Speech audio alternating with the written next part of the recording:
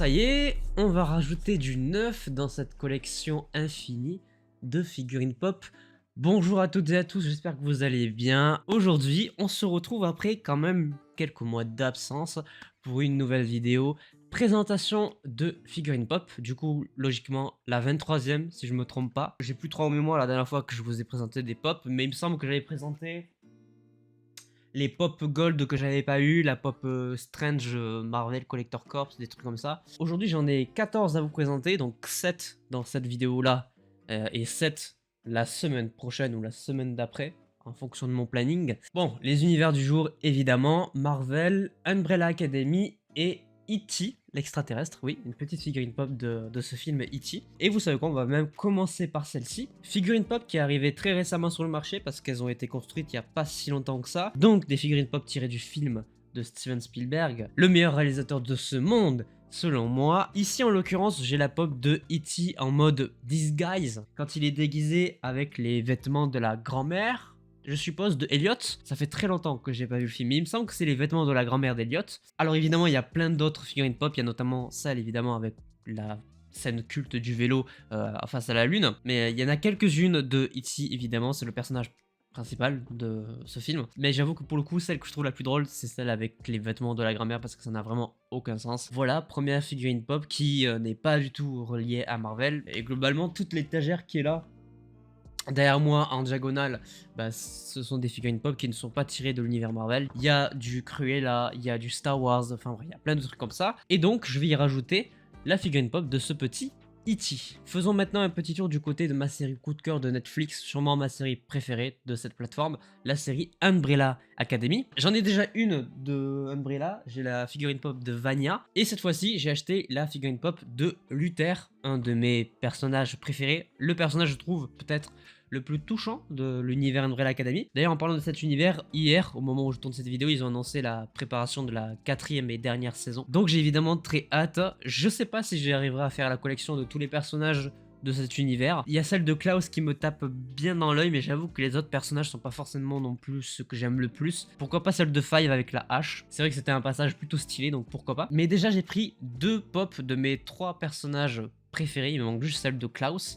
Bref, voilà pour celle de Luther. Et maintenant on passe du côté de Full Marvel. On va commencer par un petit teasing de ce que je vais vous montrer la semaine prochaine. Ça sera des pop du même univers, de la même licence. J'ai acheté des pop Fantastic Four, évidemment par rapport au fait que c'est probablement un des plus gros films attendus dans les prochaines années, puisqu'il y a un reboot qui a été annoncé par Marvel Studios. D'ailleurs, au moment où je tourne cette vidéo, Matt Shakman, le réalisateur de WandaVision, mais qui va être aussi le réalisateur des 4 Fantastiques, a annoncé une date de tournage pour début 2024. Bref, j'allais dire que ça n'a rien à voir, mais en fait si, parce que j'ai acheté pratiquement toute la collection des figurines pop des Fantastic Four. Donc, petit teasing, je me suis dégoté la plupart d'entre elles, à commencer par celle de Doctor Doom, qui est un personnage que beaucoup de gens attendent et qu'on espère peut-être voir comme étant l'antagoniste principal du film Avengers Secret Wars. Je vous dévoile donc celle-ci, un de mes personnages préférés des comics, puisque Secret Invasion est peut-être mon 2e comics préféré après Civil War. Celles-ci sont tirées des comics et pas des films des années 2000. Toutes les pop que je vous présenterai la semaine prochaine sont tirées du comics qui s'appelle Les 4 Fantastiques. Et d'ailleurs, je crois que j'ai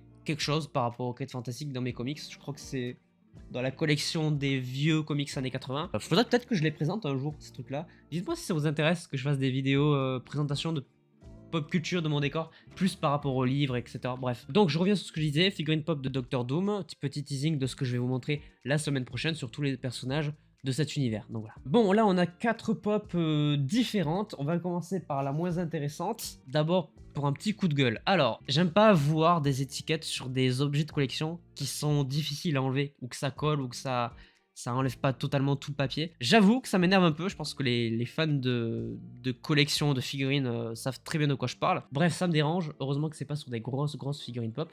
Donc ici, je vous présente une figurine pop de Madame L, tirée des comics Infinity Wars, où le concept est de mélanger 2 personnages. Je vous avais déjà présenté une figurine pop comme ça, puisque j'avais celle de Iron Hammer, qui est donc le mélange entre Iron Man et Thor. Ici, pour Madame L, le mélange, ben vous l'avez compris, c'est Ella et Madame Web, donc de l'univers de Spider-Man, et Ella qu'on a vu dans Thor Ragnarok, la déesse de la mort. C'est pas la meilleure des figurines pop, et en même temps, je trouve que c'est la seule vraiment stylée dans la catégorie Infinity Warps. On va pas épiloguer plus longtemps sur celle-ci. stylé, mais sans plus. Parlons de mon film préféré de la phase 4 du MCU, le film Doctor Strange in the Multiverse of Madness. Je ne saurais dire combien j'en ai de ce film, mais j'en ai beaucoup de mémoire, j'en ai présenté pas mal. J'en ai racheté une que je voulais vraiment, celle de America Chavez, mais l'édition, je crois que c'était la Comic Con, non pardon, c'était la Summer Convention, comme le montre cette petite étiquette ici en bas à droite. C'est des pop exclusives qui sont plutôt rares. Pour le coup, ils étaient partenaires avec la Fnac, donc j'ai pu me la dégoter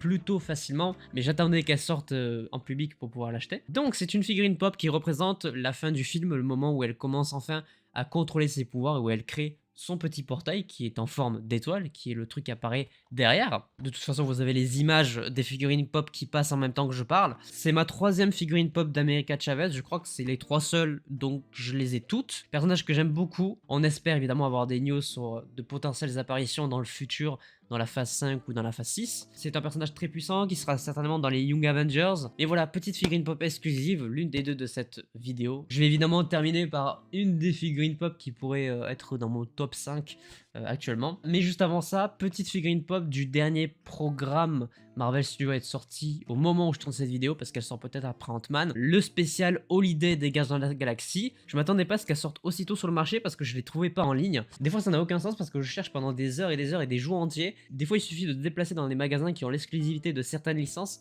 et c'est abusé ce qu'on peut découvrir dedans. Donc j'ai acheté la figurine pop spéciale Holiday de Star-Lord, sûrement mon gardien de la galaxie préféré, même si j'aime beaucoup Rocket. J'ai un petit penchant quand même pour l'histoire narrative de Star-Lord. Faut aussi rappeler que ma toute première figurine pop de toute ma collection, c'est une figurine pop de Star-Lord, donc ça tombe plutôt bien. Donc ici j'ai pris la version spéciale Holiday qui a quelques détails plutôt marrant. Il y a une petite boule de Noël ici avec le logo des gardiens, j'avais même pas fait attention. Il y en avait 2 du dispo mais j'ai pas pris la deuxième, il y avait celle de Drax qui me faisait beaucoup rire, mais j'avoue que peut-être que j'irai la prendre la prochaine fois que j'y vais. C'est une des rares pop des programmes de 2022 que j'ai, en excluant les films évidemment. J'ai toujours pas de figurine pop de Moon Knight, j'ai pas de figurine pop de She-Hulk, de Miss Marvel, de Black Panther Wakanda Forever, de Werewolf by Night. J'en ai eu que sur Doctor Strange et Thor Love and Thunder cette année. Qu'est-ce que je raconte moi? Pas cette année, évidemment, l'année dernière. Celle-ci se rajoute, mais c'est vrai que pour le coup j'en avais pas eu beaucoup de la phase 4, enfin du moins sur la deuxième partie. Donc ça c'était pour Star-Lord, mais pour terminer cette vidéo évidemment, une figurine pop qui est déjà dans le décor depuis pas mal de temps. Vous pouvez regarder les anciennes vidéos, elle y est, elle apparaît. Elle est littéralement sur l'étagère de mes figurines pop préférées, donc c'est-à-dire cette partie-là. Celle-ci se découpe en 2 parties, c'est juste qu'elle est plus rare. La deuxième, c'est les versions de Chase. Elle est protégée et je ne la sortirai pas de son packaging, ça je peux vous le garantir. La figurine pop de Thor dans Avengers Endgame. Alors, la seule différence qu'elle a avec la pop qui est à cette place, qui est juste ici, c'est que la figurine pop qui est là, c'est quand ils sont face à Thanos dans Endgame, prêt à se battre contre lui. Ici, c'est le moment où il commence à récupérer ses 2 armes légendaires quand le trio se trouve au-dessus du QG des Avengers. Ici, il a déjà réceptionné le Mjolnir, puisque c'est la première arme qu'il récupère, et ensuite, c'est le Stormbreaker qui arrive. Sur celle-là, il y a le Mjolnir, mais il n'y a pas le Stormbreaker. Par contre, sur la version de Chase, que je vous mets juste là, il a les 2 armes dans la main avec pareil le côté électrique et tout, c'est juste qu'il y a le Stormbreaker qui se rajoute en plus, c'est la même position. Évidemment la pop où il a les 2 armes est extrêmement plus chère et plus rare, mais déjà je suis extrêmement content d'avoir réussi à mettre la main là-dessus sur celle-ci, parce que c'est sûrement une des entrées en scène que j'aime le plus du côté de Marvel. Elle est quand même derrière celle de Infinity War, mais ça reste un moment très épique qui me met des frissons à chaque fois que je le revois. Elle est glow in the dark, c'est-à-dire qu'elle brille dans le noir, c'est la première spéciale édition Funko que j'ai, c'est avec cette petite pastille bleue là, je crois que j'en ai pas d'autres de mémoire. Je continue de rajouter des pops de la collection Endgame, il m'en manque encore beaucoup, mais petit à petit, je vais finir par la compléter. Enfin bref, voilà pour cette première vidéo de présentation de figurines pop de l'année 2023. Je vous donne rendez-vous la semaine prochaine ou la semaine d'après pour vous présenter les figurines pop autour de l'univers des 4 fantastiques. J'espère que celle-ci vous aura plu, n'hésitez pas à laisser un petit pouce bleu si c'est le cas, à vous abonner, à activer la cloche pour ne pas manquer les prochaines vidéos, et sur ce, portez-vous bien, c'était votre Captain, à la prochaine.